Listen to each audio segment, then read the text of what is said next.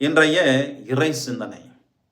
மென்காற்று வீசிய பொழுதினிலே தோட்டத்தில் ஆண்டவராகிய கடவுள் உலாவிக் கொண்டிருந்த ஓசை கேட்டு மனிதனும் அவன் மனைவியும் ஆண்டவராகிய கடவுளின் திரு முன்னிலையில் இருந்து விலகி தோட்டத்தின் மரங்களுக்கு இடையே ஒளிந்து கொண்டன. ஆண்டவராகிய கடவுள் மனிதனை கூப்பிட்டு, நீ எங்கே இருக்கின்றாய் என்று கேட்டார். தொடக்க நூல் 3ஆம் அதிகாரம் இறைவார்த்தைகள் 8 முதல் 9. அன்பர்களே, ஆதாம் மற்றும் அவனுடைய மனைவி ஏவாள் பாவம் செய்தபோது அவர்கள் தேவனிடமிருந்து மறைந்தார்கள். பயம், வெக்கம், குற்ற உணர்வு காரணமாக. தேவன் கேட்டார், நீ எங்கே என்று. அவர் தேடியது ஏதோ ஒரு இடம் அல்ல, மாறாக அவர்களுடைய உள்ளத்தை. தேவன் ஆதாமை அழைத்தபோது அவர் கேள்வி கேட்டது, நான் உருவாக்கிய நீ எங்கே? என்னிடம் நம்பிக்கை உள்ள நீ எங்கே? மகிழ்ச்சியான நீ எங்கே? சமாதானமான நீ எங்கே?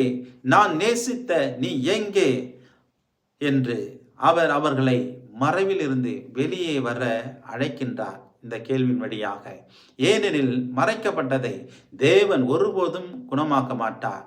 தேவன் அவர்களை தனிமை, பயம், வெக்கம் ஆகியவற்றிலிருந்து வெளியே கொண்டு வந்து அவர்களுடன் மீண்டும் உறவை புதுப்பிக்க விரும்புகின்றார்.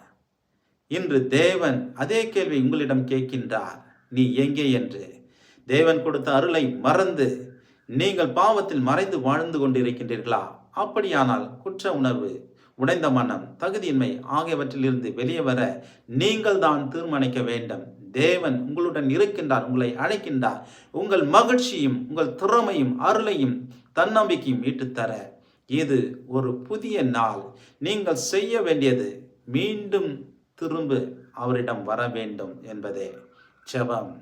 எங்கள் விண்ணக தந்தையே, உம்மிடமிருந்து நாங்கள் மறைந்து வாழாதபடி எங்களை வெளியே அழைத்ததுக்காக உமக்கு நன்றி.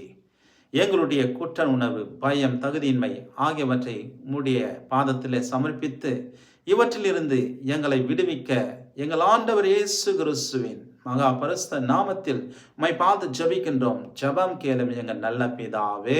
ஆமேன், ஆமேன். எல்லாம் வல்ல இறைவன், தந்தை, மகன், தூய ஆவியார் உங்களை ஆசீர்வதிப்பாராக.